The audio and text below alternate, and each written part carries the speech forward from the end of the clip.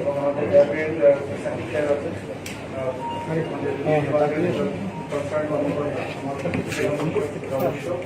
এবং এই সম্পাদিত পানি ব্যবস্থাপনা এবং আমাদের যে বাচ্চা বাগিং আছে যেটা নাজনাতে এটি ওয়ে আউট করার জন্য যে কমিটি করা হচ্ছে সেই কমিটি কনভেনার হচ্ছে আমাদের জেলা ম্যাজিস্ট্রেট এটি সদরের উপজেলার অনেকটা অংশ ত্যাগ করেছে বেশি অংশ এই জন্য আমরা সদরের দিচ্ছি 5 নম্বরের এক্সিয়ার আমাদের এক্সিয়ার সাহেব আছে প্রেস অর্গানাইজেশন আছে এবং কনসার্ন বিধান পরিষদের চেয়ারম্যান সাহেবকে আমরা রেখেছি আমরা চেম্বার এর প্রতিনিধিত্ব থাকতে বলেছি এবং এখানকার জেলা পরিষদ চেয়ারম্যান সাহেব আছেন অন্যান্য রাজনীতিবিদ যারা আছেন সকলকে আমি সুভাষিত জানাচ্ছি শুভকামনা এবং আমরা আশা করি যে আমরা এর আগে একটা মিটিং করেছি এই মিটিং এটি রিটার্নিং স্টার্টেড এই মিটিং এর পর আরো আমরা মিটিং করতে পারবো এক্সপার্টিস কমিটি দিয়ে টেকনিক্যাল কমিটি দিয়ে তো তারই ধারাবাহিকতায় আমরা আমাদের মাননীয় সংসদ সদস্য মহোদয়ের হাত থেকে আমরা অতি স্বল্প সময়ের জন্য মিটিংয়ে রেখেছি তো আমি প্রথমে অনুরোধ করবো যে আজকে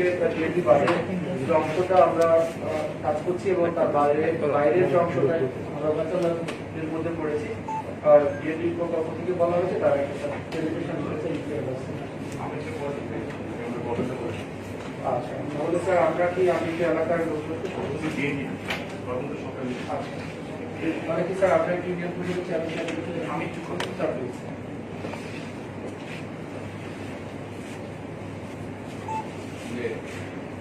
মানে সম্মানিত অতিথিবৃন্দ আজকের সভার অনুষ্ঠানের সভাপতি আমি প্রথমেই জেলা প্রশাসক সাহেবকে ধন্যবাদ জানাচ্ছি যে আমি গতকাল সকালে এসে পেয়েছি ফিরেই আমি ওনাকে ফোন করেছি এবং ফোন করার পরে যে আমাদের নারায়ণগঞ্জে যে জলবদ্ধতা এমনিতে করোনা একটা সমস্যা চলছে এটা নিয়েই তো আমরা একটা ধরতে গেলে চাহিদাই অবস্থার মধ্যে আছি তো আল্লাহ আমি যদি মাপ না করেন তাহলে মানুষ যেভাবে আমরা সচেতন করছি না তাতে আমরা আদৌ মাপ পাবো কিনা সে ব্যাপারে আমার যথেষ্ট পরিমাণ সন্দেহ আছে যেহেতু আমি রাস্তাঘাটে দেখে আসলাম হ্যাঁ তো লকডাউন চলছে কিন্তু মানুষ গলিতে গলিতে আমার মনে হয় একটা মানছেন না কিংবা মানতে পারছেন না জীবন জীবিকার চাহিদার কারণে অনেক সময় অনেকে নামানোর জন্য বাধ্য হচ্ছে এই সেই অবস্থাতে প্রতিদিন মৃত্যুর হার বাড়ছে তো আল্লাহর কাছে প্রতিদিন ক্ষমা চেয়ে দিচ্ছি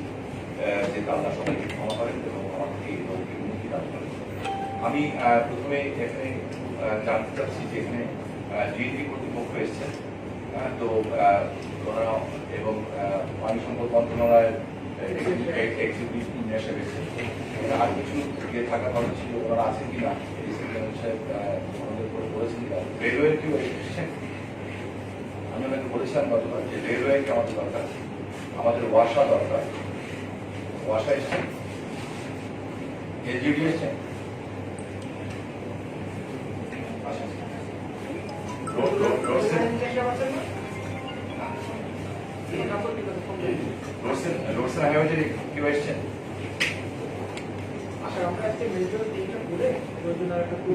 আমি গতকাল এসেছি জেনারেল সাহেবকে জেলা প্রশাসক বলেছিলাম যে জেনারেল সাহেব তাকে সমন্বয় করবে হ্যাঁ তো আমি ওনাকে বলেছিলাম যে এখানে ডিএনডি এক জায়গা পাবেন ডিএনডি কর্তৃপক্ষের পক্ষে যেটা হচ্ছে ওনাদের পক্ষে এই বিষয়টার দায়িত্ব কানে নেওয়ার সুযোগ মেজর দায়িত্ব ওনাদের কিন্তু এককভাবে এটা নিতে পারবেন না এই কারণে এখানে রেলওয়ে ওয়াসা তারপরে এলজিএডি রোডস দরকার কেন রোডস দরকার কেন তার আগে সাংবাদিক ভাইরা আমি ওনাদের কাছে আজকে সাহায্য চেয়েছি যে আমাদের একার পক্ষে সমন্বয় করা আজকে যে প্রজেক্টগুলি আমরা এনেছি সেই প্রজেক্টগুলি সরকার মাননীয় প্রধানমন্ত্রী সুদৃষ্টি কিংবা সহানুভূতি আনন্দের প্রতি আছে দেখি এই হাজার হাজার কোটি টাকার প্রজেক্ট আমরা এনেছি আমি বিভাগে জেলা প্রশাসককে বলছিলাম যে কোভিড-19 যে চলছে এই অবস্থার মধ্যে যে আমি আশা করি নেই যে আমরা ডিএনডি পদের জন্য এই যে টাকাটা পাব কারণ সরকারের জিডিপি অলরেডি প্রায় 4% চলে গেছে কিন্তু এই কোভিডকে মোকাবেলা করতে এবং এই অবস্থা সেখানে শুধু এটাই পাইনি আমরা কিন্তু ঢাকা নারায়ণগঞ্জ জীবনীটা পেয়েছি আমরা আল্লাহ রহমতে চাষারা থেকে আদমজি পর্যন্ত রাস্তাটা পেয়েছি এবং আপনাদের সাংবাদিকেরা এবং সবাই যারা আছে তারা জেনে খুশি হবে প্রায় 2200-2400 কোটি টাকা দিয়ে যে পঞ্চমদিন থেকে যে ব্রিজটা মুন্সিগঞ্জ পর্যন্ত সেটাও গত পরশুদিন আন্তর্জাতিক ট্রেন্ডার পেয়ে গেছে। সো এছাড়াও বড় বড় শিক্ষামান ইনস্টিটিউট, বিশ্ববিদ্যালয়, সবগুলি প্রজেক্টই আমাদের মাননীয় প্রধানমন্ত্রী নারায়ণগঞ্জের প্রতি সহানুভূতির কারণে কিভাবে দিচ্ছেন আমি নিজেও বুঝতে পারছি না। কারণ যে সংকট চলছে, অর্থনৈতিক সংকট সারা বিশ্বে, এমনকি আমেরিকার মতো দেশে 35% লোক বেকার হয়ে গেছে, সেখানে কিভাবে উনি এই প্রবলেমগুলি সলভ করছেন এটা আমি বুঝি না। আল্লাহ রহমতের দিকে উনি পাচ্ছেন। এখানে আজকে ওই ডিপার্টমেন্টগুলি থাকা এই কারণে দরকার। দেখেন, আমরা ঢাকা রিং রোডটা করছি, এই রিং রোডের দুই পাশে আমরা ময়লার স্তূপ আবর্জনা দেখে মনে হয় যে আমরা কোনো ভদ্র জাতি বলে আমার মনে হয়। তো সেখানে আমরা এখানে ময়লা পানি ফেলছি, ময়লাগুলি উঠানো হয়েছে। কারণ ময়লাগুলি উঠানো হয়েছে এই কারণে যে ময়লাগুলি যদি না উঠানো হয় তাহলে এখানে যদি ভবিষ্যতে রাস্তা হয়, এই রাস্তা একদিনের জন্য টিকবে না, 6 মাসের মধ্যে দেখা যাবে রাস্তা ফুলে ফেটে এই রাস্তা নষ্ট হয়ে যাবে। ময়লাগুলি ওনারা উঠিয়েছে, বালি পড়ছে। এখন যে এই যে 8 কিলোমিটার রাস্তা আমরা বালি করছি, এই যে বালি ভরার পরিপ্রেক্ষিতে ওইখান দিয়ে যে কোনো ডিএনপি যে খালগুলি সংযোগ আছে কিনা সেটা তো আমরা টেকনিক্যাল পার্সন না, আমরা জানি। সেম থিং হ্যাপেন ইসরায়েল এই এলাকাটাতে, ইসরায়েল ডাকুলি পুরো যে এই জোনটাতে কিন্তু পানি জন্তু কিন্তু এইভাবে জন্তু। রেলওয়ে কর্তৃপক্ষ আমাদের রেল লাইনের ডবল লাইন হচ্ছে, সেই ডবল লাইনের পরিপ্রেক্ষিতে ওইখান দিয়ে রেলওয়ে কর্তৃপক্ষ পানি জমা করেছে, নতুন করে রেল লাইন তৈরি করেছে। রেল লাইন তৈরি করার পরে ওইখানে যেটা হয়েছে যে যেখানটা দিয়ে মূলত পানিটাকে পাস আউট করবে, হ্যাঁ, ওইখান দিয়ে পানিটা বেরিয়ে ওইখান দিয়ে পানিটা বেরিয়ে এই পানিটা যেহেতু যেখানে যে আমাদের যে সাবমিনিস্ট্রি অফিস আছে ওখান দিয়ে ক্যানেল দিয়ে বেরিয়ে আপনাদের ক্যানেল দিয়ে বেরিয়ে গেছে। সো ওই ক্যানেলটা টোটালি ওই পানিটি বন্ধ হয়ে গেছে। 40 ফিট পর্যন্ত দাবানো লোহার স্টিল স্ট্রাকচার দিয়ে ওই জায়গাটাকে বন্ধ করে দেয়। যাই হোক, পরে আমি ওই এলাকার চেয়ারম্যান সহ ওই এলাকার যারা নেতৃত্ব আছে তাদেরকে বলেছি যে দেখি এখানে আমি যাওয়ার এখানে যা হওয়ার দ্বিতীয় পদে আমার উপরে চাকরি আমাদের রেলওয়ে ম্যাডাম ছিল, ওনারাও কষ্ট করে কাজ করেছেন। তো এই হলো রেলওয়ের একটা কুতুবপুরে একটা এলাকাতে ওয়াসার পাশে আমাদের আছে, ওটা আপনার ডিএনপি সেন্ট্রাল ডিগ্রি করে না, করে না। তো কিন্তু যেটা প্রবলেম হচ্ছে যে ওই এলাকাতে আগে ওয়াসা প্রতি বছরের বর্ষাকালে টেম্পোরারি ওয়েজে 10টা করে পাম্প বসে। এখন ওয়াসা চলে গেছে সিটি কর্পোরেশনের, ঢাকা সিটি কর্পোরেশন এখন ওয়াসা দায়িত্ব যেহেতু দায়িত্ব নিয়েছে, দ্যাটস ওয়াই এখন এই পাম্পটা তারপরে আজকে কথাবার্তা বলে চেষ্টা করা হয়েছে যে ওনারা পাম্পটা বসাচ্ছেন, আশা করি বসাবেন, বসিয়ে ওই পানি থেকে পাশা করার চেষ্টা করবেন। আমাদের আরেকটা এলাকা থেকে একটা অভিশপ্ত এলাকা পেয়েছে, লালপুর এলাকা। এই লালপুর এলাকা যেটা হচ্ছে জায়গাটা হচ্ছে নিচু, আর পাশে যে ডিএনপি ক্যানেলটি আছে কিংবা যেখান দিয়ে পাস আউট হবে ওখান থেকে কিছু ক্যানেল আছে, ওই জায়গাটা হচ্ছে উঁচু। তো নিচু জায়গা থেকে উঁচু জায়গায় যেতে পারে। দেয়ার ইজ টু ওয়ে, যেটা হচ্ছে যে আমি ডিএনপি কর্তৃপক্ষের কাছে অনুরোধ করবো যে এই যে যেই জায়গাগুলিকে পানি জমে যাচ্ছে এখন একটা দিয়ে পাস আউট হবে। তো পাস আউট হলে এখানে এলজিডি দরকার ছিল। আমরা জেনে খুশি হবে সবাই যারা উপস্থিত আছে, গত 1.5 বছর ধরে চেষ্টা করে গত 1.5 বছর চেষ্টা হয়েছে। গত 1.5 বছর চেষ্টা করার পরে ফতুল্লা এলাকার জন্য 175 কোটি টাকা একটা বাজেট আমি স্যাংশন করতে পেরেছি, যেটা হয়েছে। এবং এই 14 তারিখে মিটিংয়ে হয়তো আল্লাহ চায় এটা পাস হবে। এখন যে ব্যাপারটা হচ্ছে এলজিডি ড্রেনেজ প্ল্যান, এখন যে ডিএনপি খাল হচ্ছে, ডিএনপি লাইন করছে, কিন্তু ওদের সাথে যদি আমি লোকাল পর্যায়ে ড্রেনেজকে সংযুক্ত না করি, ইটস কোয়াইট ইম্পসিবল, ওখানে পানিটা যাবে কোথায়? সো এই যে সমন্বয়হীনতা, এই সমন্বয়হীনতা একটা প্রবলেম। তারপরে আমাদের সিটি কর্পোরেশন আছে, সিটি কর্পোরেশনের লজিস্টিক্স, সিটি কর্পোরেশন ছোট্ট, নারায়ণগঞ্জ সিটি কর্পোরেশন ছোট্ট একটা এলাকা, 4-5 লক্ষ ভোটার। এই হলো সিটি কর্পোরেশন, নদীর লেখার ওপর সব বিকাশ দিনস নিয়ে। কিন্তু তারপরে তাদের যে আমাদের জেলা প্রশাসকের কাছে কত হলে নারায়ণগঞ্জের মানুষ কোথায় বলছে ধরেন ডিসিশন নেব যে আমাদের এই প্রবলেম, কিন্তু উপজেলা করতে বলছে, উপজেলা এই প্রবলেমটা করছে। বাট আজকে যেমন পানির যে সমস্যা, এই সমস্যাটা করতে গেলে আমার যেমন আমাকে এনারটা চেয়ারম্যান বলবে ওনারটা এই জায়গায় করছে, কিন্তু এখানে ওনার যেটা বলা হয় না, এটা ইংরেজি ভাষা জানি না, যে একটা সেখানে আপনাদের সাহায্য লাগবে, আমাদের আমি সেনাবাহিনী বাইরে সাহায্য লাগবে। আমি সেনাবাহিনী বলে বলছি, এই প্রজেক্টের কথা বলছি, ক্রাইসিস মুহূর্তে আপনারা আমাদেরকে সাহায্য করেন এবং obviously you people are more smart than me. তো সেখানে যেমন ওনাদের এখানে একটা লাগে উপজল ভ্যাকুম মেশিন বলে, পানিতেও চলে তো ওই মেশিনটা নাই এবং ওখানে কিছু কিছু ইন্ডাস্ট্রিয়ালিস্ট আছেন জায়গাটা ভরে ফেলেছেন। ভরে ফেলার পরে ওনারা তো ভরে ফেলেছেন তা না, শুধু ওই জায়গাগুলিতে শুষ্ক হয়ে যাওয়াতে বাকি জায়গাগুলিতে ময়লা পড়তে পড়তে এমনভাবে ডাম্পিং হয়ে গেছে যে ওখানে এখন পানি পাস আউট করছে না। ওনারা নিজেদের পকেটে পয়সা দিয়ে এখন আমাদের চেয়ারম্যান ওখানে যারা নেতৃত্ব আছেন, আমাদের আওয়ামী লীগের নেতৃত্ব আছে, সবাই মিলে টাকা পয়সা দিয়ে আমাদের কোনো ফান্ড দেবে, এটা কোনো ফান্ড নেই। তো আমার কাছে ফান্ড আছে কি উপজেলার 1% টাকা আছে, তাও আবার এটা নীতি নির্ধারণ করা আছে, এইখানে খরচা করা যাবে, এইখানে খরচা করা যাবে। আমলাতান্ত্রিক জড়িত বিভিন্নভাবে জড়িত আছে। তো how can I get the fund? আমরা ফান্ডটা পাবো এখানে একটা পাবো ওই ভ্যাকুমেশন হলে এনার করে পানিটা পাস হবে। রেলওয়ে যদি ডিএনডি কর্তৃপক্ষ যারা আছেন তারা যদি একটু টেকনিক্যালি আপনারা হেল্প করেন তাহলে লালপুরের পানিটা আমরা পার করতে পারি। আমরা এখন যেটা করছি আমাদের ওখানকার আমাদের সাধু আমাদের আওয়ামী লীগের নেতারা সোহেল সহ সকল সহ চেয়ারম্যান যারা আছে তারা কি করেছে এখন ড্রেজারের পাইপ লাইন নিয়ে এসছে 10 ইঞ্চি পাইপ লাইন 12 ইঞ্চি পাইপ লাইন নিয়ে এসছে এবং একটা ওখানে মেশিন লাগে বোঝায় মেশিন লাগে, কারণ এমনি নর্মাল ইয়ে দিয়ে ওই পানিটাকে আমরা পাস আউট করতে পারছি এবং প্রতিদিন 40,000 থেকে 50,000 টাকা তেল লাগে। But we have no fund, আমাদের কাছে এই ব্যাপারে কোনো ফান্ড নাই। এই একটা প্রবলেম। আমাদের এটা শেষ করতে পারলে নেক্সট শুষ্ক মৌসুমে আমরা দেখতে পাবো যে সেখানে আমার প্রথম প্রশ্ন হচ্ছে যেটা আপনাদের কাছে যে যেই এই ফতুল্লা টোটাল থেকে আপনাদের সিদ্ধিগঞ্জ আমরা যেটা কতবার দেখছি সেখানে আমাদের থানা আমাদেরকে সভাপতি সাহেব মজুদ আছে, আমাদের অ্যাডভোকেট প্রফেসর শাহ মহানগরের সেক্রেটারি, আমাদের সদস্য আছেন জেনারেল সেক্রেটারি, হ্যাঁ আওয়ামী লীগের। তো আমরা গতবার ঠিক সেম প্রবলেম করেছিলাম, তখন আমাদের জয়েন্ট মাস্টার সাহেব ছিলেন আমাদের তাকবির জায়গায় তাকবির সাহেব জায়গায় মাস্টার সাহেব ছিলেন। তখন মানে আমার একটা অবস্থা বেহাল অবস্থা করে গেছিলাম, যা কিছু করার নেই। হ্যাঁ, পানি করেছিল, এখনো কিন্তু পানি এখন কত কোটি টাকার সম্পদ আপনারা রিস্ক নিয়ে আপনাদের বুদ্ধি এবং মেধা খাটিয়ে সেটি এই অটো মেশিনটাকে ম্যানুয়াল করে আপনারা সেদিন মন্ত্রী মহোদয় মুসলিমকে চালু করেছিলেন।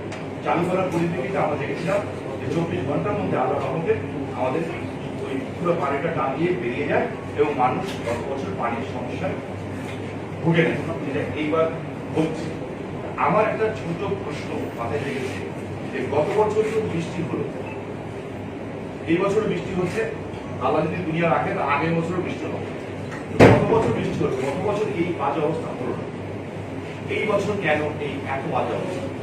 আমি ছিলাম না এবং এখানে সাংবাদিক যারা আছেন তাদের আমি আমাদের সাহায্য চাই এবং আমার ফতুল্লা সিদ্ধিগঞ্জ এলাকা এবং যেমন সিটি কর্পোরেশনের পুরো পানিটা বেরিয়ে যাচ্ছে এইখানে যে আমাদের গোরস্থানের তল দিয়ে বেরিয়ে আমার ফতুল্লার উপর দিয়ে যাচ্ছে, এখন ফতুল্লার উপর দিয়ে যাচ্ছে যেটা গাবতলির বাদে না গাবতলি তখন বেরোচ্ছে, গাবতলির মধ্যে বেরোচ্ছে। এখন ওই পানিটা যে সিটি কর্পোরেশন কি করছে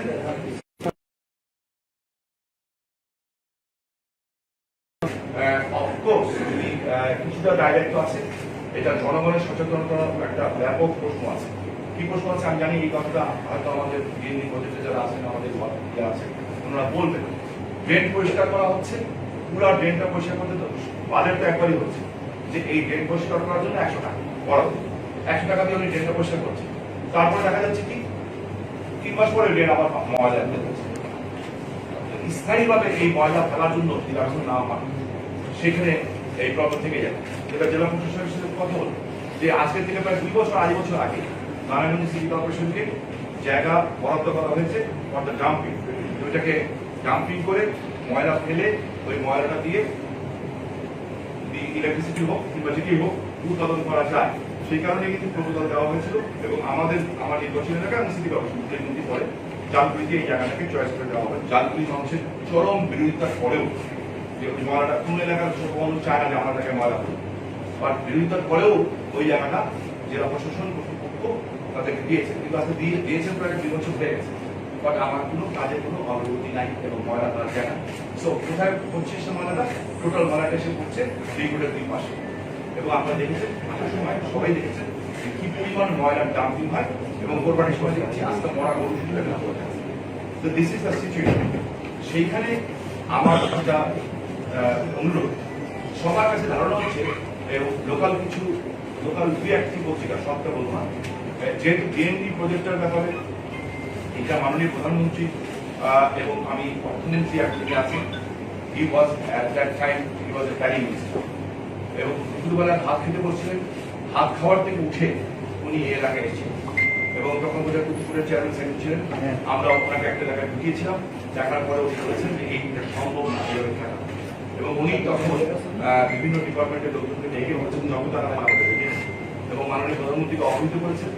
তারপরে কিন্তু এই ডিপোজিট, মানে এই ডিপোজিট কেউ নিতে চাচ্ছিল না, বিকজ অ্যাকচুয়ালি এটা করা হয়েছিল যখন এটা আপনারা জানেন কৃষিকাজের জন্য করা হয়েছিল, বাট এটা তখনকার জন্য ছিল আমাদের জন্য একটা বিশাল বড় বেহেস্তের টুকরা, আর এখন দেখেছেন একটা অভিশাপের মতো অবস্থা দেখেছে। হাজার হাজার ফ্যাক্টরি, বাংলাদেশের টোটাল এক্সপোর্টের 25% আমার এই কতুলা সিদ্ধিগঞ্জ এলাকা থেকে আমরা রেভিনিউ দিই। তো সেই কারণেই এই পয়সাটা টাকাটা এখানে দেওয়া হয়েছে, কিন্তু 100 টাকার খালটা পরিষ্কার করা হচ্ছে, খালটা আবার ভরে যাচ্ছে। এই যে খালি করছে আবার ভরে যাচ্ছে, এই জায়গাগুলিতে সমস্যা আছে। আর কিছু জায়গা আছে যেগুলি হয়তো বা ব্যক্তি মালিকানা আছে, আমি বিএনপি কর্তৃপক্ষের কাছে অনুরোধ করবো যেখানে আমাকে কাজে লাগানো দরকার কাজে লাগাবেন। সেটা হচ্ছে এবং জেলা প্রশাসনের তরফ থেকে দরকার সমন্বয় কমিটি জরুরি মিটিং ডেকে আমরা এটাকে প্রপোজাল পাঠাবো, যেমন লালপুর এটা বিএনপিতে পৌঁছানো, বাট যদি না করে তাহলে একটা এলাকা মানুষ ভালো থাকলো, একটা বিশাল এলাকার মানুষ খারাপ থাকলো, এটা হয় না। হয়তো দেখা যাবে 50 টাকা হলেও হয়তো লালপুর সহ কুতুবপুরের ওই যে জায়গাগুলি আছে ওই জায়গাগুলি কিন্তু ডিএনপির সাথে সংযুক্ত হতে পারে। সো আমার মনে হয় এটার জন্য বিগ অ্যামাউন্ট একটা দরকার নেই, ছোট্ট রিভাইস বাজেট দরকার আছে, সেখানে সরকারের সক্ষমতা আছে, সেই সক্ষমতা মোতাবেক আমার মনে হয় এটা করা দরকার। সো এইখানে আমার জেলা প্রশাসক যে সভাপতি সাহেবের কাছে অনুরোধ থাকে যে অ্যাজ সুন অ্যাজ পসিবল, যেহেতু আমি ভেবেছিলাম আজকে এডিসি জেনারেল সাহেব আমাকে বলার পরে যে আমি ওনাকে এইভাবে নির্দেশনা দিয়েছিলাম যে আপনি ওইখানে রাখবেন কাদেরকে, এই কটা ডিপার্টমেন্টের এক্সিকিউটিভকে রাখবেন, কারণ one sided executive can't get the decision. কারণ এখন রোডসকে যদি বলা না হয় এখন থেকে যে ভাই আমি তো কতুলা থেকে পানিটা পাস করছি, ডিউটি কর্তৃপক্ষ যদি ওনাকে ম্যাপটা না দেখায় যে আপনি আমার থেকে ম্যাপটা দেখেন, দেখার পরে আপনি জায়গাটা করছেন, সেই জায়গাটাতে আপনি করছেন, সেই জায়গাটা কিন্তু আপনাকে খালি রাখতে হবে, তা নিতে হবে 10 কোটি টাকা খরচা হবে, আবার ভাঙো আরো 10 কোটি টাকা, আবার করো আরো 10 কোটি টাকা। So that should be happen. আর এই টাকা তো আমার টাকা না, এই টাকাটা সরকারের টাকা, এটা কারণ ব্যক্তিগত টাকা না। অনেকেই আছেন রাজনীতিবিদদের মধ্যে বলেন যে আমি এখানে এটা করে দিচ্ছি, এটা করে দিচ্ছি, আমি না, যেটা করছে সেটা হচ্ছে রাষ্ট্রের জনগণের ট্যাক্সের পয়সা জনগণকে ফেরত দেওয়া হচ্ছে এবং জনগণকে দেওয়া হচ্ছে। আমার ব্যক্তিগত পৈতৃক সম্পত্তিকে আমরা কেউ কাউকে দিচ্ছি না, এটা মসজিদই করি আর মন্দিরই করি আর রাস্তায় করি না। আমার কাজটা হচ্ছে জিনিসটাকে প্রভাবিত জায়গার মধ্যে পৌঁছে দেবো এবং জনগণ ভোট দিয়েছে, জনগণের পক্ষে কথা বলবো। এই হলো সাবজেক্ট ম্যাটার। আমি জেলা প্রশাসক হিসেবে অনুরোধ করবো যে যেহেতু একই হচ্ছে করোনার সমস্যা, তারপর হচ্ছে এই পানির সমস্যা, এত বড় একটা এলাকা, এই এলাকার কতুলা সিদ্ধিগঞ্জ এলাকার ভিতরে প্রায় মিনিমাম 25 থেকে 30 লক্ষ লোকের বসবাস, মিনিমাম 30 লক্ষ বসবাস। এই সিদ্ধিগঞ্জ এটার মধ্যে 20 লাখ লোক থাকে, প্রোটিনিও থাকে প্রচুর। এখন এটাও আমি জানি আপনাদের উপরে প্রচন্ড চাপ হয়ে যাচ্ছে প্রশাসনের উপরে, যে আপনারা তো মানুষ, আপনারা তো রোবট, এটা আমি বুঝি যে একদিকে করোনা মোকাবেলা করো, একদিকে গরিব মানুষকে খাওয়া দাও, একদিকে টিকার ব্যবস্থা করো, আবার একদিকে পানি চাও। সো এটা আপনাদের জন্য একটা এক্সট্রা প্রচন্ড প্রেশার, এটা আমি নিজে রিয়েলাইজ করি। হ্যাঁ, আমরা রাজনীতি করি, এই প্রেশারে আমরা মানুষ হয়েছি, আপনাদের প্রেশার। বাট আমি একটা জিনিস বলতে পারি আপনাদেরকে যে এই যে প্রেশারটা আপনারা নিচ্ছেন এবং এই যে দ্রুত গতিতে জেলা প্রশাসক সাহেব আমাকে, আমি যখন বললাম যে কি করবো, উনিও আমাকে যেটা বলেছেন তার জলদি মিটিং রাখেন। Then I talk to the minister and proper person and সর্বোচ্চ হাইয়েস্ট লেভেল আমি কথা বলেছি, this is happen in my area.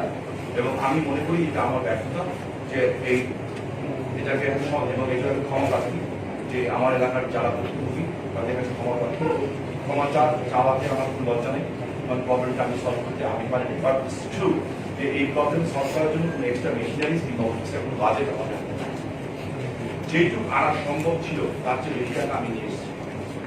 এটা আপনারা নিজেরাও মানে অবাক হয়েছেন যে স্যার এই করতে পারবেন কিনা, যারা ছিলেন আপনারা জানেন। আপনার বলেন এবং আপনাদের উৎসাহে ডিএনপি পরিচালনা করছে তাদের উৎসাহের কারণে এই টাকাটা আমরা পেয়েছি, বিভিন্ন টাকা আমরা পেয়েছি, সবগুলি টাকা এনেছি।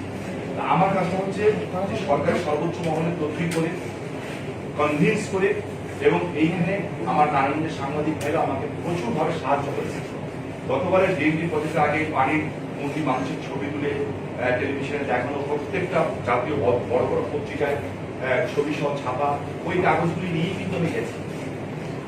ইউনিভার্সিটি নাই কাগজ দিয়ে গেছি, রোডের অবস্থা কাগজ দিয়ে গেছি। ওইটা দেখার পরে কিন্তু সর্বোচ্চ মহল ওনারা বুঝতে পেরেছেন যেটা জনগণের চাহিদা এবং এটা নারায়ণগঞ্জের মানুষের প্রাপ্যতা, সেই প্রাপ্যতার পরিপ্রেক্ষিতে এই বাজেটটা দেওয়া হয়েছে। এখন জনগণ এতদিন মনে করেছে যে ভাই টাকা পায়নি, ভাই কাজ করতে পারছে, এখন টাকা পেয়েছে। আমার বাজেট আমার সরকার দিয়েছে, জাতির জনকের কন্যা, জাতির পিতার কন্যা শেখ হাসিনা সরকার এই বরাদ্দ জনগণের টাকা জনগণকে দিয়েছেন জনগণের উপকার করার জন্য। কিন্তু তারপরে যদি না হয় তখনই কিন্তু মানুষের মধ্যে প্রশ্ন হয় যে কি হচ্ছে, কেন তারা আমরা সেইখানে আমরা দৌড়দৌড়ি করতে পারি, আমরা যেতে পারি, আমরা বলতে পারি, যেভাবে শিখিয়ে দিবেন সেভাবে কথা বলতে পারি। But thing is that we are not technical person. আমার নিজের কিছু চেয়ারম্যানরা পালন হয়ে গেছে, হ্যাঁ ওনারা বলছেন যে এই প্রবলেম এই প্রবলেম এই প্রবলেম, হ্যাঁ আর প্রবলেম বলছেন এবং নিজেদের ব্যক্তিগত উদ্যোগ নিয়ে কাজ শুরু করে দিয়েছে। আমার আওয়ামী লীগ সবাই কিন্তু শুনে অবাক হবেন, নিজেদের পকেটের টাকা দিয়ে কিন্তু টাকা দিয়ে বেশিও নিয়ে এসেছে। হ্যাঁ ব্যাপারটা হচ্ছে যে এটা একটা থিওরিটিক্যাল ব্যাপার। হ্যাঁ এখানকার পানি দিব, এরা হয়তো মনে করছে এখানকার পানিটা বের করতে আমাদের সমস্যার সমাধান হবে, দেখা যাবে এখানকার পানিটা বের করছে আরেকটা এলাকা চলে যাচ্ছে, তখন আমরা ওই এলাকার মানুষই বলবো।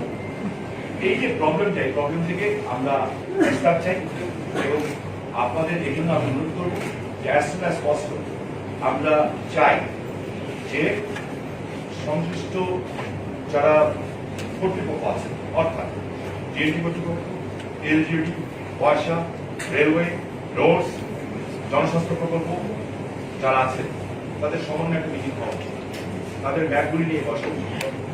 হ্যাঁ প্রত্যেকটা এলাকার কিন্তু একটা ম্যাপ থাকে যে এই ম্যাপে কোথায় কোথায়, এই ম্যাপটাও কতটুকু আপডেট আছে আমাদের নারায়ণগঞ্জে আমরা জানি যে কোনখান থেকে রাস্তা নিতে হবে, কোনখান থেকে ঘরে বসে বসে নকশা তৈরি করতে হবে, নকশাটাকে আমার ফিল্ডে গিয়ে করতে হবে। এবং এখানে তখনই প্রবলেম ক্রিয়েট হয় যখন ঘরে বসে নকশা, এবং এখানে অনেক নকশা আমি দেখছি যে এদিকে রাস্তা পার করে কাজ শুরু করেছি, তারপর দেখা যাচ্ছে রাস্তা করতে পারছি না, কেন ওরকম যে বাড়ি হয়েছে। টাকা আনতে কিন্তু কষ্ট হয়, টাকা কিন্তু কেউ দেয় না, আর না কানতে মাও দুধ দেয়, এটা কথাই আছে। যাই হোক এখন 170 কোটি টাকা বাজেট পাস হলে হয়তো এই প্রবলেমটা সলভ হবে, পার্মানেন্টলি সলভ হবে, কিন্তু এটাতে সলভ হয় একদম পার্মানেন্টলি। সেই কারণে আমার মনে হয় যে এই সমন্বয়টা খুব দরকার। আমি সম্মানিত জেলা প্রশাসককে অনুরোধ করবো সমন্বয় করা, এবং সাংবাদিক ভাইরা যারা আছে তাদের কাছে অনুরোধ করবো। আমি একদিন ছিলাম, আমি ঘুরতে যাইনি, আমার স্ত্রীর বাবা মরণাপন্ন অবস্থায় আছে এবং আল্লাহ মাফ করুন যে কোনো সময় আমরা খারাপ খবর পেতে পারি, সেই কারণে তাকে দেখে যাওয়া এবং তার পাশে তার মেয়ে বাবা হিসেবে দায়িত্ব এবং আমার তার স্বামী হিসেবে দায়িত্ব তাকে নিয়ে যাওয়া, কারণ এই অবস্থাতে যাওয়ার কথা না। তারপরেও ওখানে নারায়ণগঞ্জের মানুষ ছিল, সেখানে নারায়ণগঞ্জের মানুষও যারা ছিলেন, তারা দেশের মানুষ ছিলেন, তাদেরও এই যে প্রজেক্টগুলি পাস হয়েছে থেকে তারা যথেষ্ট পরিমাণ খুশি হয়েছে এবং তারাও কন্ট্রিবিউট করতে চান। বিদেশে যারা আছে তারাও কন্ট্রিবিউট করতে চাচ্ছে, তারাও অ্যাপিল করেছে আমার কাছে। আমি জেলা প্রশাসককে বলতে চাই, নারায়ণগঞ্জে যারা বসবাস করেন 18 বছর পরে যে আমি দেখেছি যারা আগে 5,000 ডলার চিন্তা করেছে তারা আজকে $1 মিলিয়ন নিয়ে কথা বলেছে। তারাও বলেছে যে নারায়ণগঞ্জে আপনি যে বলেন যাতে আমরা শেষ বয়সটা আমরা না হচ্ছে, যে বিদেশিদের জন্য যদি যারা করেন না আমরা ফরেন মানি পাঠাই, তাই তোমাদের মেন মিলিয়ন। তো ওনারা বলেছেন যে যদি এরকম কিছু জায়গা করতে পারেন আমরাও এটাকে ডেভেলপ করবো, আমরা ওখানে থাকবো। এই যে ফিলিংস 20 বছর 25 বছর 30 বছর বিদেশে আমেরিকার মধ্যে থাকার পরে মৃত্যুটা এখানে চায়, কেন চায়? এখানে বাবা আমার কবর আছে, কবরের পাশে শুনতে চায়, আমিও চাই, আপনিও চান, আমরা সবাই চাই। আপনার দাস আমার দাস দেশে করে থাকবে, এটা আমরা কেউ চাই না। তো এই যে ফিলিংস, দেশের বাইরে থাকলেও ফিলিংস, ভিতরে থাকলে ফিলিংস, এই ফিলিংসটা নিয়েই কাজ করছি আমি মেন্টালি খুব মানে কি বলবো, আমি mentally খুব কষ্ট পাচ্ছি যে আমার এলাকার মানুষকে কষ্ট পাচ্ছে। আমাকে যে পথ বাঁচতে দেওয়া হয়, আমি সেই পথ অবলম্বন করতে 1 সেকেন্ডে যাবো। যদি বলেন যে আপনি 7 দিন পানিতে দাঁড়িয়ে থাকেন, 7 দিন পানিতে দাঁড়িয়ে থাকলে পানির সমস্যা হয়ে যাবে। 7 দিন পানি রাখলে দাঁড়িয়ে থাকেন, রাস্তা পায়ে পাহারা দেন, করোনা মুক্ত হয়ে যাবে। আবেদন করেছি বিকজ জনগণের কাছ থেকে যা একটু ভালোবাসা পেয়েছি, এই রিটার্ন জনগণকে দেওয়া আমাদের দায়িত্ব। এবং এই কাজটি একটা মাত্র কারণ আল্লাহ রাবুল আলমীকে খুশি করেন, যেটা আমি বলছিলাম জেলা প্রশাসক সাহেবদেরকে এবং আমাদের ওনার টিমকে কিংবা পুলিশকে এই রাস্তাঘাট দাঁড়িয়ে দেখছে, পুলিশ পাহারা দিচ্ছে। হ্যাঁ, ওরা তো করোনা আপনার সেনাবাহিনীও নিয়েছেন, ল্যাবও নিয়েছেন। এই কাজটা যে করছে আপনার, এই কাজটা যে করতে যে আপনি ভাবছেন একটা সরকারি দায়িত্ব পালন করছেন না, আপনি মানুষের জন্য দায়িত্ব পালন করছেন এবং আপনার আমল নামায় এটা দেখা হচ্ছে এই ধরনের। এবং এই বিনিময়ে আপনি অবশ্যই পাবেন, ইহকালেও পাবেন, পরকালেও পাবেন, এটা আমার দৃঢ় বিশ্বাস। সো আমি এই জন্য অনুরোধ করবো অ্যাজ সুন অ্যাজ পসিবল একটা মিটিং করেন। তার আগে আমি একটু পানি সম্পদ মন্ত্রী ওয়েটিং ফর মি, হ্যাঁ, আমি ওনাকে একটা ফোন করতে চাই, কারণ আমি এখানে সাংবাদিকভাবে আছি, বিকজ আমি ট্রান্সপারেন্সিতে পছন্দ করি এবং যেহেতু পছন্দ করি সেই কারণে আমি মনে করি ইট ইজ এ মন্ত্রীর এটা responsibility and is a really আমি মনে করি একজন সম্মুখী ভালো, বাট উনি একটা এক্সট্রাঅর্ডিনারি সৎ ব্যক্তিত্ব এবং সুসৎ না, উনি কাজ করতে চান এবং কাজ করেন। হ্যাঁ, এবং এই জন্য আমি ওনার জন্য দোয়া করি এবং আমি আশা করি যদি ওনাকে সংযোগ পেয়ে দেন তাহলে আমি একটু ওনার ইনস্টিটিউশন দিকে যেহেতু হেড, উনি ইজ দ্য হেড, আপনারা সবাই ডিউটি কর্তৃপক্ষ কিংবা ওনারা সবাই তাড়াতাড়ি কাজ করেছে। ভাই সালাম আলাইকুম। ভাই আমরা মিটিংয়ে আছি, এখানে আপনার নির্দেশনায় ডিএনডি কর্তৃপক্ষের সবাই এসেছেন এবং আমাদের অন্যান্য চেয়ারম্যান মেম্বার, আমাদের নারায়ণগঞ্জের যারা সিনিয়র সাংবাদিক সবাই এসেছেন। আমরা খুব দ্রুত গতকাল জেলা প্রশাসক সাহেবকে বলার পরে, দুপুরের মধ্যে বলার পরে আজকের মধ্যে উনি মিটিং অ্যারেঞ্জ করেছি এবং আমরা সবাই উপলব্ধি করেছি যে আপনার জন্য দোয়া করেছি যে গতবার আপনি নিজে এসেছিলেন, আসার পরে আল্লাহর রহমতে পানিটা কমে গেছে।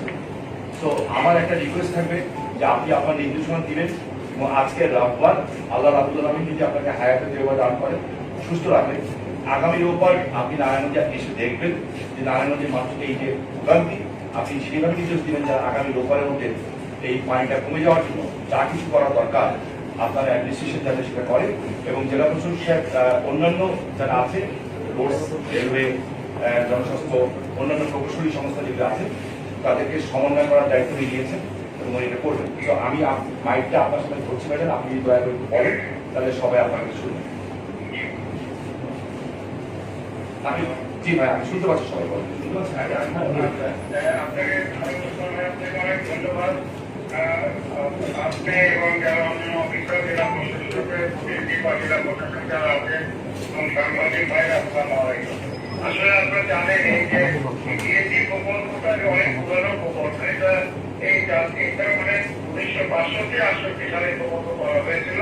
এটা একটা ইরিগেশন প্রজেক্ট ছিল, সে ব্যবস্থা উন্নয়নের জন্য প্রকল্পটা করা হয়েছিল। পরবর্তীতে এখানে যেটি জায়গার লোকদের ওরা ওখানে কৃষি জমির পরিবর্তে আবাসিক ব্লক, শিল্প কারখানা সমস্ত কাজে ব্যবহার করার জন্য এখানে জলবদ্ধতা হয়।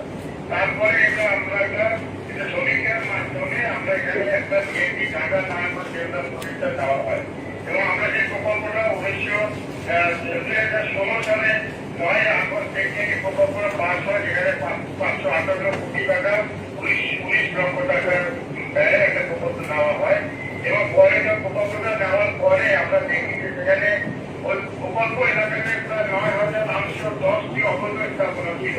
এখানে 531টি একতলা ভবন ছিল, 1930 স্থাপনা ছিল, 243টি 4তলা ভবন ছিল এবং ছোট বড় অনেক 5,000 দোকান ছিল, 83টা ফ্যাক্টরি ছিল, মন্দির ছিল, মসজিদ ছিল, স্কুল ছিল।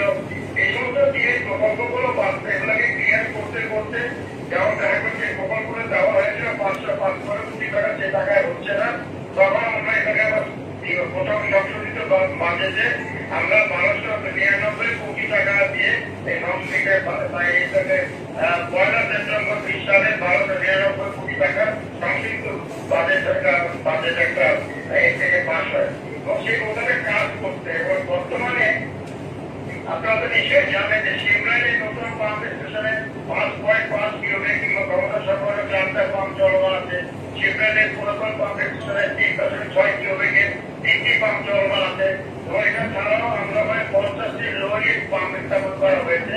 জরুরি অবস্থা ছিল 4টি, তাহলে আধুনিকা মনে 10টি, ফতুল্লা পাম্পিং প্ল্যান্টে 5টি, পাটলা পাম্পিং প্ল্যান্টে 5টি এবং লালপুরে 2টি পাম্প জরুরি পাম্প লাগানো আছে। ওইটা ছাড়া বাকি 30টা আমরা যেখানে জরুরি কাজ হয় বাকি রোগীগুলো আমরা পাম্পকে ব্যবহার করি। আমাদের প্রকল্প এরিয়ার ভিতরে আমি যেটা আমার ওখানে আর্মি যে অফিসার কাজ করতে জানতে পেরেছি আমার ইন্ডিয়ার কাছে আমাদের প্রকল্প এরিয়ার ভিতরে পানি জলবদ্ধতা নাই। প্রকল্প এরিয়ার বাইরে যে নিচু জমিগুলো আছে সেখানে পানি জলবদ্ধতার কারণটা হচ্ছে। এবং আমি দেখলাম থাকতে গিয়ে আমি সেনাবাহিনীকে বলেছি এটা তারপরে প্রয়োজনীয় ব্যবস্থা গ্রহণ করতে। আমি আগামী রোববারকে আমাকে অনুরোধ জানিয়েছে। আমি আগামী রোববারকে অবশ্যই আমি 2বার গিয়েছিলাম। আমি আগামী রোববার দিন এসে আবার কাজ করা বাকি আছে, কি কি করতে হবে আমরা এটা দেখবো। অর্ডার করছে যে এখানে জলবদ্ধতা দূর করতে হবে এবং জলবদ্ধতা দূর করতে নারায়ণগঞ্জ পাশে লোকলা কাটা আমার আবেদন থাকবে। যে সমস্ত খালগুলো খনন করা হয়েছে, ড্রেজিং করা হয়েছে, সেটার সঙ্গে ঘর বাড়ির সঙ্গে এখনো সুইলের সাইড যেগুলো সংযুক্ত আছে এই সুইলের সাইডগুলোকে বন্ধ করতে হবে। এগুলো বন্ধ না করলে একদিকে ড্রেজিং করবে, আবার এই খালগুলোতে আবার জলবদ্ধতা হবে। এখানে ময়লা আবর্জনা গুলো আসবে। তো জলবায়ুর কাছে আমার আবর্জনা থাকবে, যে আবেদন থাকবে যে আপনারা সেনাবাহিনীর কাজকে আপনারা সহযোগিতা করেন। তাহলে আপনারা নারায়ণগঞ্জ পাশে ঢাকা জেলা নারায়ণগঞ্জ পাশে যারা আছেন আপনারা একটা সুন্দর একটা পরিবেশের ভিতরে যেটা আপনারা যেখানে যেটা ওখানকার স্থানীয় সংসদ সদস্য সভ্য দেখছেন যেটা সুন্দর পরিবেশে নারায়ণগঞ্জে আমরা ঢাকার লোককে বসবাস করতে সেই লক্ষ্যে আমরা পৌঁছাতে সক্ষম হবো। আপনাদের সকলকে ধন্যবাদ আমার কথা শোনার জন্য। ভাইজান আপনাকে মানে অন্তর থেকে ধন্যবাদ জানাচ্ছি এবং আপনি যে রোববারকে আসবে বলছেন এটাতে আমরা সাহস পেয়েছি। আমি নিজে ব্যক্তিগতভাবে সাহস পেয়েছি ইনশাআল্লাহ। এবং আরেকটা জিনিস আমি কন্ডেন্সার এখানে আজকে ওনাকে বলেছি যে আরো বোধহয় ছোট ছোট কিছু এই যে লালপুর যে জায়গা বলেন এটা বিএনএর সাথে কানেক্টেড না, এরকম দু একটা জায়গা আছে হয়তো এটার জন্য 10-20 কোটি টাকা হয়তো দরকার হতে পারে কানেক্টেড করে দেওয়ার জন্য। আপনি যেদিন আসবেন ওনারা আপনাকে এটা উপস্থাপন করবেন। সেই ক্ষেত্রে আপনি যেভাবে অতীতে সাহায্য করেছেন এবং বিশেষ করে জাতি বিচার কন্যা শেখ হাসিনা যেভাবে এই বিষয়টাকে অত্যন্ত গুরুত্ব সহকারে দেখেছেন, আপনার মাধ্যমে আমরা মাননীয় প্রধানমন্ত্রীকে কৃতজ্ঞতা জানাচ্ছি। এবং আগামী রোববার দিন আসলে আমরা এখানে কোনো রাজনীতি মানে ব্যাপার নাই, এটা নারায়ণগঞ্জ মানুষের চাহিদা এবং আপনি যে মানুষের জন্য চেষ্টা করছেন এবং এই শাসনে যে আপনি একটা ব্যস্ত অনুসরণ করেও আমাদের দাওয়াটাকে কবুল করে নিয়েছেন এই জন্য আমি ধন্যবাদ জানাচ্ছি। এবং আগামী রোববারে এসে আল্লাহ রহমানের আপনাকে আমাদের সবাই দেখা হবে এবং দেখা হওয়ার পরে আমি আপনাকে একটু সংযোগ করার বলতে চাই যে আসলে এটা একটা বিশাল প্রকল্প। প্রথমে 552 কোটি টাকা প্রকল্প ছিল। এটা মাননীয় প্রধানমন্ত্রী ওনার মহানতার জন্যই কিন্তু আরো 1299 কোটি টাকা 91 লক্ষ টাকা কিন্তু আমার অনুমোদন করেছে। শুধু ঢাকা জেলা নারায়ণগঞ্জ বাসী লোকজনের দুর্দশাগ্রস্ত লোকজন ঠিক আছে করে আরামে বসবাস করতে পারে সেই লক্ষ্যে কিন্তু উনি এই প্রকল্পটা অনুমোদন দিয়েছে। এবং আমি মনে করি যে কোনো সমস্যার কথা আপনাকে বললেন আগামী রোববার দিন এসে আমি সেনাবাহিনী এবং কর্মকর্তা সেখানে আলোচনা করে আমরা সেই সমস্যা যেটা আছে সেটা দূর করতে আমরা সক্ষম হবো। আমি এটাই আপনাকে আশা করছি। ইনশাল্লাহ ভাইজান আল্লাহ আপনার ভালো করুক। আমরা রোববারের আশা থাকলাম ইনশাল্লাহ এবং আশা করি যে আপনার এই নির্দেশনা মধ্যে আশা করি রোববারের মধ্যে আমরা হয়তো সবাই এখানে বসে বলতে পারবো যে পানি কমে গেছে ইনশাল্লাহ এবং মানুষ আছে। ভাইজান থ্যাংক ইউ আপনার ফর ইউর টাইম।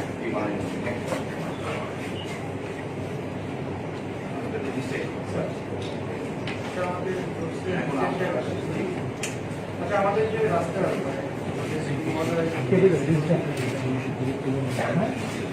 আমাদের যে রাস্তা আমরা চেষ্টা করেছি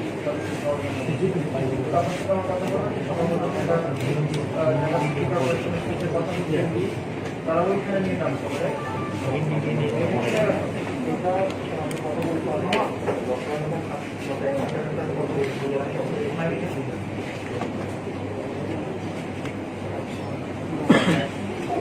কাজটা করেন।